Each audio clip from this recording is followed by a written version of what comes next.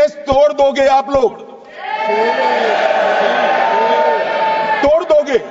हमने साहब, मैं अभी भी आपके माध्यम से, इस सदन के माध्यम से देश भर के मुसलमान भाइयों बहनों को कहना चाहता हूं, आपके वक्फ में एक भी नॉन मुस्लिम नहीं आएगा।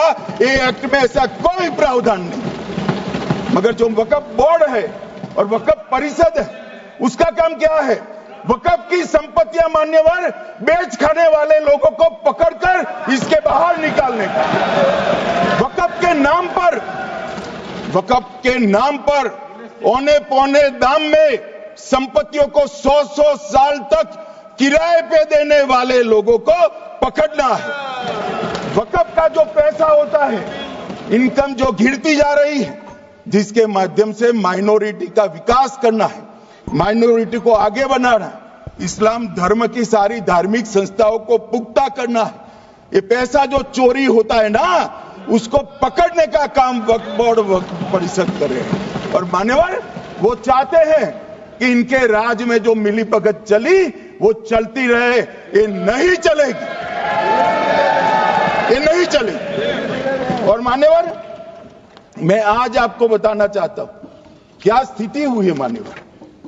मान्यवर, सबने कहा, रिपीटेशन भी होगा, परंतु मैं कहना चाहता हूं मान्यवर कि वक्फ के 2013 में जो अमेंडमेंट्स आए, अब बिल किरण भाई का है, मगर मैं कह सकता हूं कि वक्फ का 2013 का अमेंडमेंट न किया होता तो ये बिल लाने की शायद जरूरत न पड़ती। सब कुछ अच्छा चलता था। 14 में चुनाव आने वाला था, 13 में रातों रात तुष्टीकरण करने के लिए वक्फ कानून को एक्सट्रीम बना दिया गया। और मान्यवर, इसके कारण क्या हुआ? इसके कारण दिल्ली लुटियन की 123 वीवीआईपी संपत्ति कांग्रेस सरकार ने जब चुनाव मुहाने पर थे, 25 दिन दूर था, वक्फ को देने का काम कर दिया। दिल्ली वक्फ बोर्ड ने उत्तरी रेलवे की भूमि वक्फ के नाम घोषित कर दी। हिमाचल में वक्फ की संपत्ति बताकर उस पर अवैध मस्जिद बनाने का काम किया। 250 हेक्टेयर क्षेत्रफल वाले 12 गांव पर वक्फ का स्वामित्व हो गया तब तमिलनाडु में। और मान्यवर, तमिलनाडु के 1500 साल पुराने तिरुचेंदुरई मंदिर की 400 एकड़ भूमि को वक्फ की संपत्ति घोषित कर। ये जब मंदिर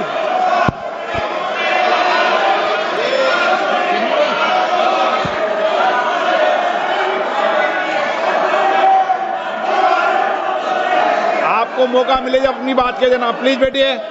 मान्यवर, कर्नाटक की, आपको मौका मिले जब अपनी बात के देना। आप भी बहुत मिसलीड करते हैं, बैठिए। गृह मंत्री जी। मान्यवर, कर्नाटक की मणिपट्टी समिति का रिपोर्ट में पढ़ रहा हूं, इसमें मेरा कुछ नहीं है, खड़े मत हो जाना। ये मणिपट्टी समिति का रिपोर्ट है। 29,000 एकड़ भूमि वक्फ की बिजनेस के उपयोग के लिए किराए पर दे दी। मान्यवर, 2001 से 12 के बीच 2 लाख करोड़ की वक्फ की संपत्ति निजी संस्थानों को हस्तांतरित कर दी 100 साल की लीज पर। मान्यवर, बेंगलुरु में उच्च न्यायालय में बीच में पढ़ना पड़ा, 602 एकड़ भूमि को जब्त करने से रोकना पड़ा। विजयपुर कर्नाटक के होनवाड़ गांव की 1500 एकड़ भूमि पर दावा कर उसको विवाद में डाला और 500 करोड़ की संपत्ति जिस भूमि का मूल्य है वहां 5 स्टार होटल को महीने 12,000 रुपए के किराए से दे दिया। अब मान्यवर ये कहते हैं कि इसका हिसाब किताब न करो, इसकी देखरेख न करो।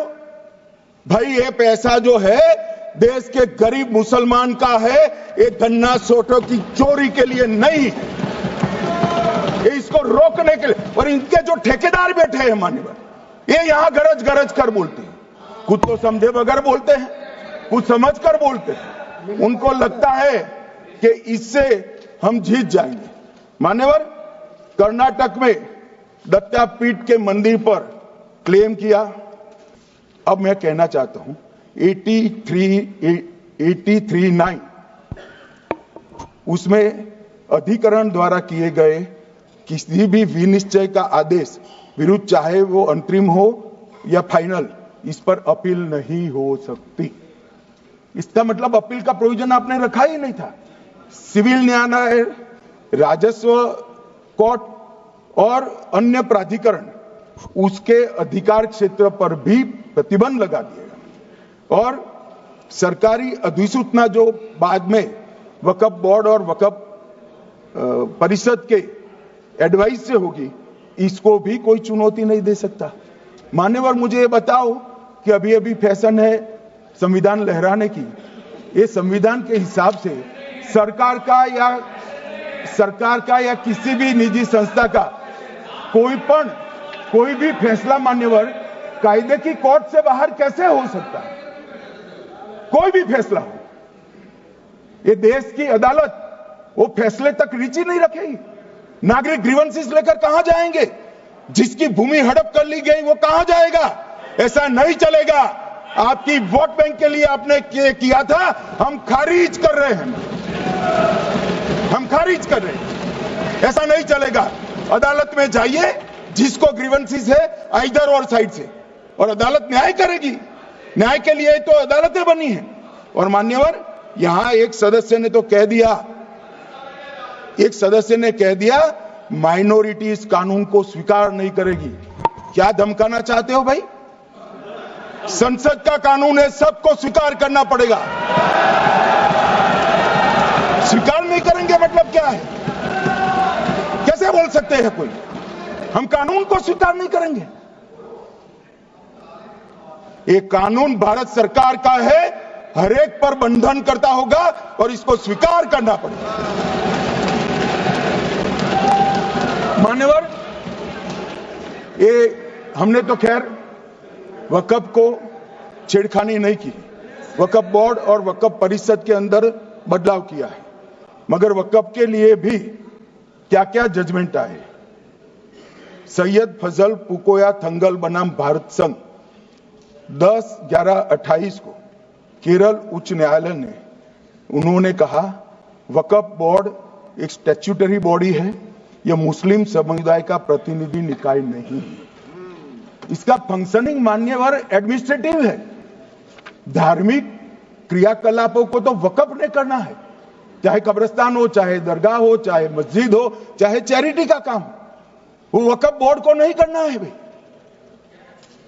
ये केरल हाईकोर्ट ने किया, इलाहाबाद हाईकोर्ट ने भी, उसने तो मुतवल्ली तक भी कहा है, मगर हम मुतवल्ली तो जो धर्म का है वही रखेंगे।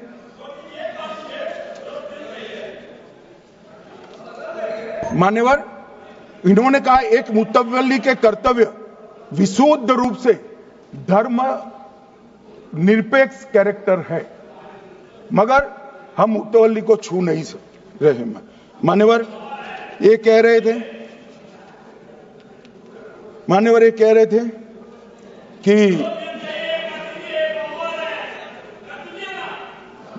मान्यवर ये कह रहे थे कि कोई गड़बड़ियां नहीं हुई।